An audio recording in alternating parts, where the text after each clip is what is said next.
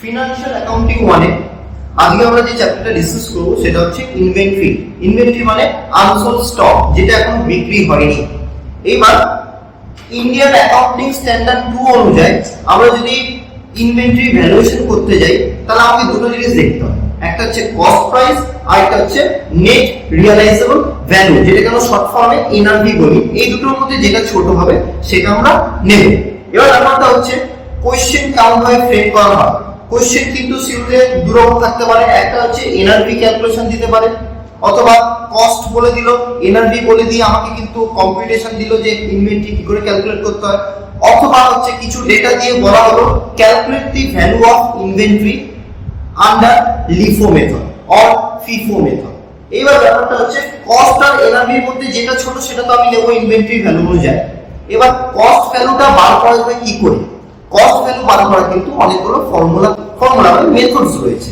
Method হচ্ছে একটা হচ্ছে লিফো, একটা FIFO, simple average, weighted average, এছাড়া বেস স্টক মেথড রয়েছে, আরো কিছু মেথড রয়েছে। আমাদের অঙ্ক করার পারপাসে এই কটা মেথডের উপর অঙ্ক করে নিতে হবে। আর আজকে আমার যে টার্গেট আছে সেটা একটা অঙ্কের মধ্যে দিয়ে আমরা লিফো আর ফিফোটা করব, যাতে ইজিলি ডিফারেন্সটা বুঝতে পারি যে লিফোর সাথে ফিফোর ডিফারেন্সটা হচ্ছে কি করে। ফুল ফর্ম আমরা জানি, LIFO last in first term আর ফিফো মানে ফার্স্ট ইন ফার্স্ট টার্ম। তাহলে আমি একটা অঙ্ক করে দেখাই যে কোথায় আমাদের ডিফারেন্সটা হচ্ছে।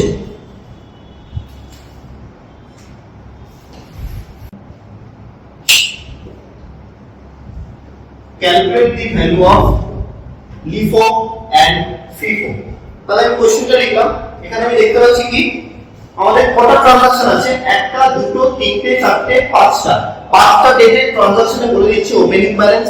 ওপেনিং ব্যালেন্স আমার 3000 টা ইউনিট আছে 20 টাকা করে, তারপর বলেছে পারচেজ, তারপর ইস্যু হচ্ছে, তারপর পারচেজ, তারপর ইস্যু। তাহলে এই অঙ্কটার মধ্যে আমরা লিফো হলে কি হবে, ফিফো হলে কি করে আমরা ইনভেন্টরি ভ্যালুয়েশন করব দেখে নেব। তাহলে একটু সবাই দেখো, ওপেনিং ব্যালেন্স আর পারচেজের কিন্তু অ্যামাউন্ট বলা, কোথায় তারা বলা নেই। এখানে আমাদের ইস্যু প্রাইস যে দুবার যে ইস্যু করা হয়েছে এখানে কিন্তু প্রাইসটা বলা নেই, যেটা আমাকে বার করতে হবে ফিফো আর লিফো ওয়াইজ। তাহলে ফিফো মানে হচ্ছে ফার্স্টে যে আসবে ফার্স্টে সেই রেটে আমি ইস্যু করছি, আর লিফো যখন ফলো করব লাস্টে আমার যে লটটা থাকবে সেই রেটে কিন্তু অ্যাপ্লিকেবল হবে প্রাইসটা। তাহলে দেখা যাক সলিউশনটা কিভাবে করা যায়।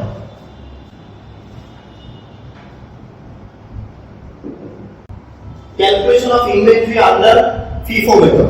আচ্ছা, এবার আমাদের ট্রানজাকশন ছিল একটা দুটো তিনটে চারটে পাঁচটা, আমরা 1 বাই 1 আসবো। এবার ফার্স্ট যে ডেট আছে 1 মার্চ 2023 তে ওপেনিং ব্যালেন্স করা আছে। আচ্ছা, ওপেনিং ব্যালেন্স কিন্তু 3000 টা ইউনিট। এই বছরের ওপেনিং ব্যালেন্স হচ্ছে আমার আগের বছরের ক্লোজিং স্টক, ঠিক আছে? তাহলে আমরা নতুন করে পারচেজ করছি না যে রিসিপ্টে লিখবো, কোনো কিছু ইস্যু হচ্ছে না, তাহলে ডাইরেক্ট আমরা ধরে লিখবো ব্যালেন্স। আমাদের তিনটে ঘর করা হয়েছে, একটা রিসিপ্ট, একটা ইস্যু, একটা ব্যালেন্স। ওপেনিং স্টক তাহলে আমাদের 3000 ইউনিট, কত টাকা করে আমরা লিখছি 20 টাকা। 3000 ইনটু 20 তাহলে হচ্ছে 7000 টাকা হলো।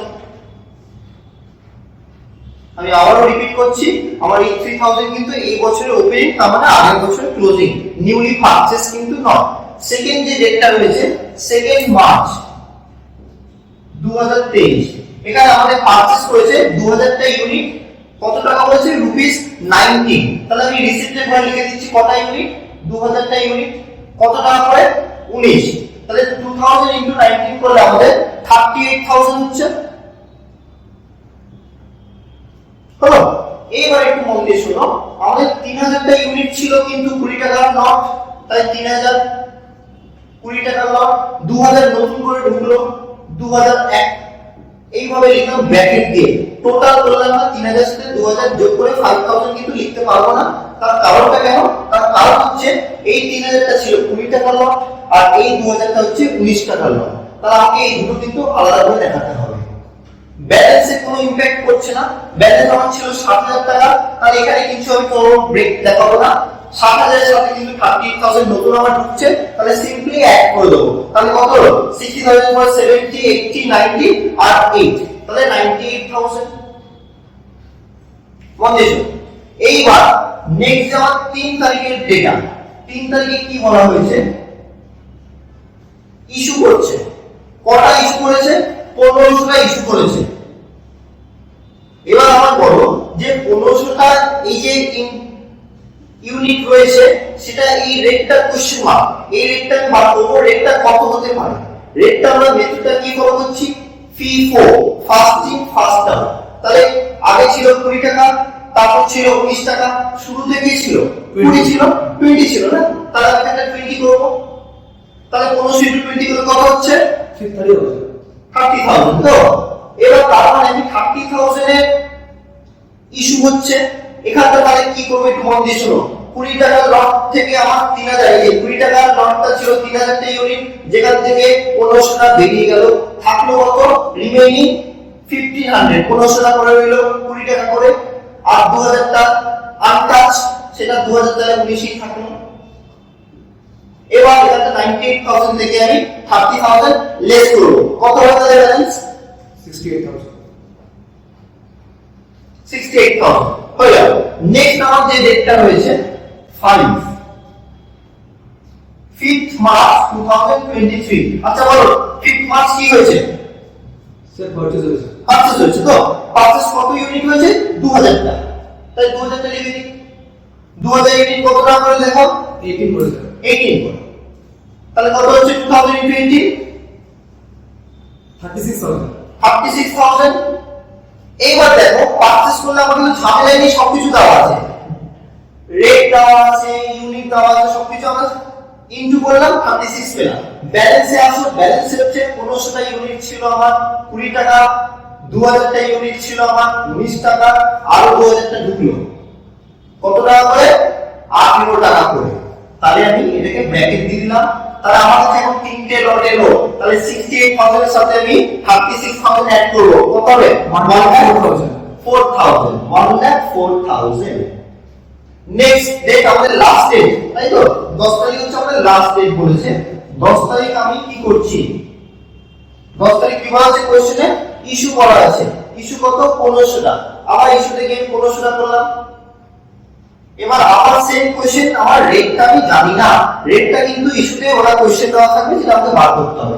কিসে ইউজ করছি FIFO, FIFO তে যদি করি আমার 20 টাকার লট আছে, 19 টাকার লট আছে, 18 টাকার লট আছে, তাহলে আমি 20 টাকার লট সবার আগে ছিল, তাহলে আমি কি করব এটা 20 তে করব, ঠিক আছে। তাহলে 1500 ইনটু 20 করলে কত হবে 30,000 স্যার। 30,000।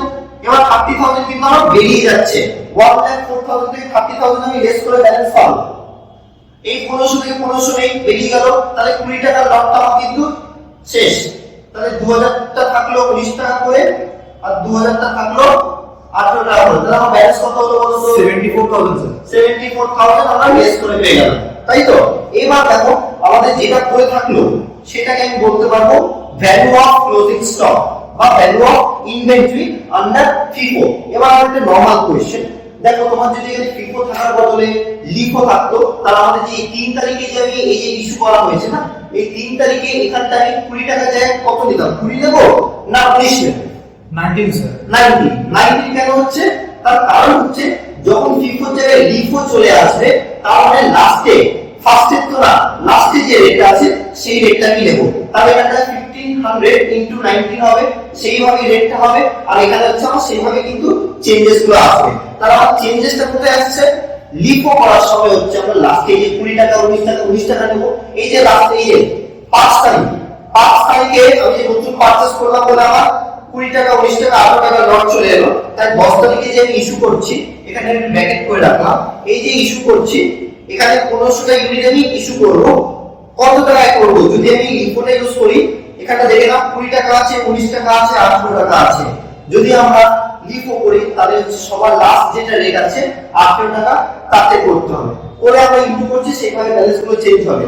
তাহলে মাথায় রাখতে হবে যদি আমাদের নতুন পারচেজ হয় ব্যালেন্সের অ্যামাউন্টটাকে বেড়ে যাবে, অ্যাড করব, আর ইস্যু করার সময় লেস করব। আর ইস্যু করার সময় যে প্রাইসটা আমি ডিটারমাইন করছি যে কি প্রাইস হবে, সেটা হচ্ছে আমরা লিফো থাকলে কি করে করছি, লাস্টের রেট নিচ্ছি, FIFO হলে ফার্স্টে যে লটটা আছে সেই রেটটা কিন্তু আমরা ইউজ করব, ঠিক আছে। তাহলে আজকে নম্বর থেকে আমরা ইজিলি লিফো FIFO বুঝতে পারছি। পরের বার আমরা ট্রাই করব যাতে একটা অঙ্কের মধ্যেই সিম্পল অ্যাভারেজ আর ওয়েটেড অ্যাভারেজটা করে বোঝানো যায়।